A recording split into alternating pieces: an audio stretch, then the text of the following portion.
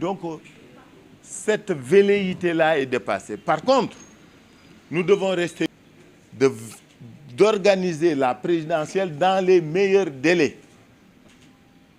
20 candidats. Le Conseil a confirmé la fin du mandat du président de la République.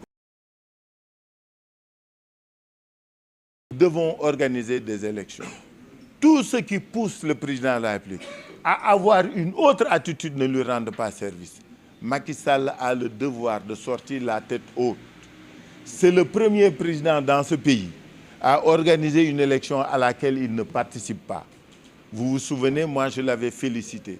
Je lui avais rendu hommage parce que c'était un beau précédent.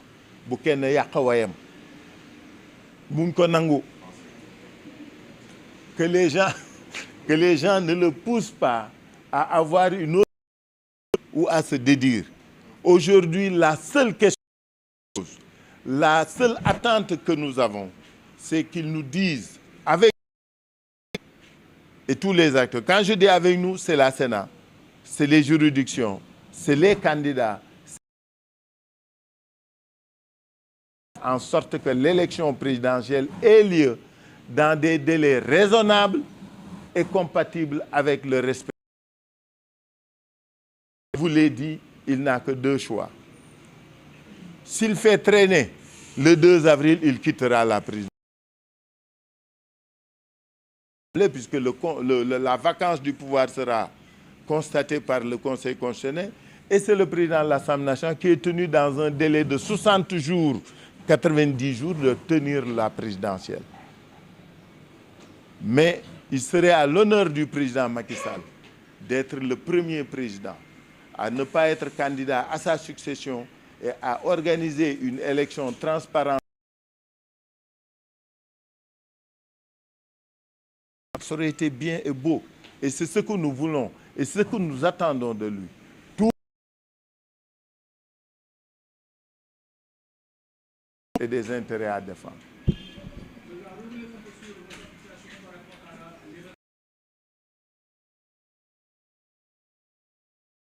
Je suis réjoui parce que je fais partie de ceux qui ont dénoncé l'arrestation de ces otages, de ces prisonniers politiques. C'est la première fois que dans ce pays, on se retrouve avec presque 1000. Parce que ceux qui ont posé des actes criminels, on ne peut pas les défendre. Ceux qui ont fait le bus de Thiaroye, s'ils sont pris. Mais que les acteurs politiques qui ont été, qu'on les libère, n'est que justice. Et nous nous en réjouissons. Ma seule interrogation, parti à quoi et de quoi? C'est ça la question que je pose à tout le monde et qu'on se pose nous tous. Ah, oh. Qu'est-ce qui s'est dit? Qu'est-ce qui a été fait? Qu'est-ce qui s'est passé pour qu'on en arrive là? Les citoyens, les Sénégalais veulent savoir. Quand il s'est agi de nous, nous on a discuté, mais on n'a pas discuté sous la table. Hein. On a dit à nos partenaires de Yewwi que nous allions au dialogue. Après un process de consultation interne nous avons défendu 4 points essentiellement. 1. Que le président ne fasse pas un 3e mandat. 2. Que l'élection, la prochaine élection soit...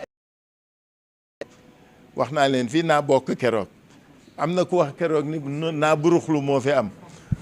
en tout cas, je reprends. Alors, je disais que 2, que l'élection soit inclusive, que chaque Sénégalais qui doit y participer puisse le faire. 3, que les détenus politiques soient libérés. 4, que les dispositions liberticides du code électoral soient abrogées. C'est 57, c'est 28, c'est 29, c'est 30, non, ce sont principalement les deux qui étaient, et il y avait 28. Parce que 28 posés était une conséquence de 57. Donc 57, 28, 29, je crois qu'il y a 30. On avait dit que ces dispositions-là devaient être abrogées pour que jamais plus.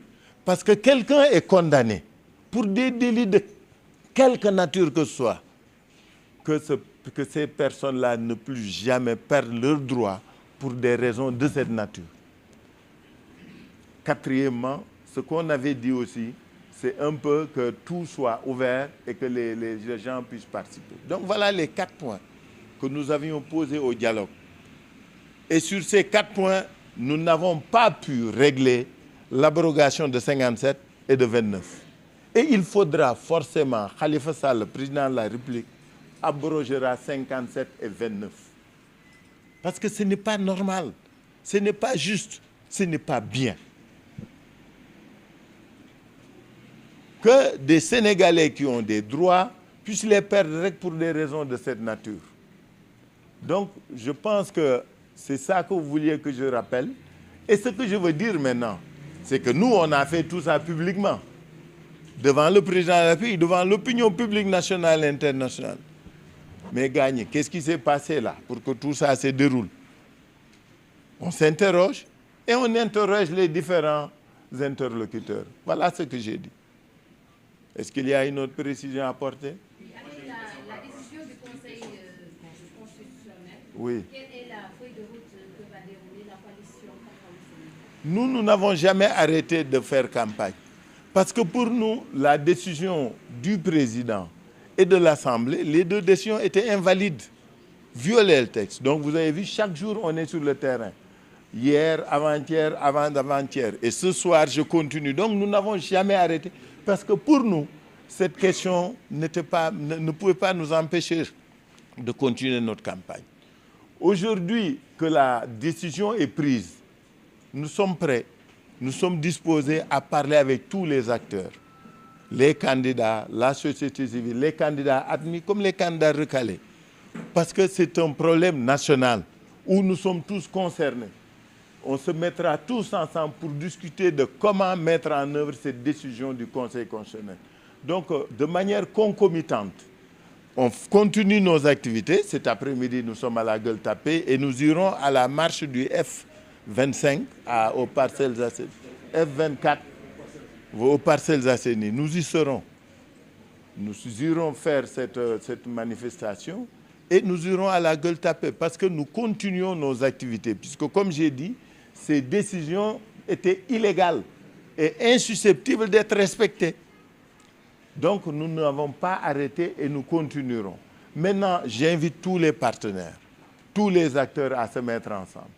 Vous savez, mes camarades socialistes, mes camarades de la gauche, je leur parle depuis lors qu'ils viennent. Je suis l'unique candidat socialiste à cette élection présidentielle. Je continue à les inviter à se joindre à nous pour véritablement, avec tous les progressistes de ce pays, que les ruptures nécessaires soient conduites pour que nous puissions remettre ce pays au travail, dans l'unité, la paix et la cohésion. S'il vous plaît. On a eu 3 questions. On prend une autre question, la 4e. Peut-être une dernière question de la coopération internationale. Allez-y. Dans vos propos, vous avez cité qu'il y a des discussions et que la vague de libération a limité entre guillemets. Alors, vous voulez dire par là que Ousmane Sonko et Macky Sall ont discuté? Non, vous savez, moi, Khalifa Sall, si c'est ce que je voulais dire, j'aurais pas de problème. Dans ma vie, je parle de choses que je connais et que je maîtrise. Le constat qu'on a fait, c'est aussi simple. Il y a une vague de libération. Ça, c'est vous qui le dites. Il y a une vague de libération. Moi qui connais l'État, moi qui ai vécu dans l'État, moi qui ai participé à des situations de cette nature, je sais qu'il n'y a pas de fumée sans feu. De Galam du Deg. Voilà. Une autre question. Ça, c'est vous qui le dites. Ensuite, je suis à vous.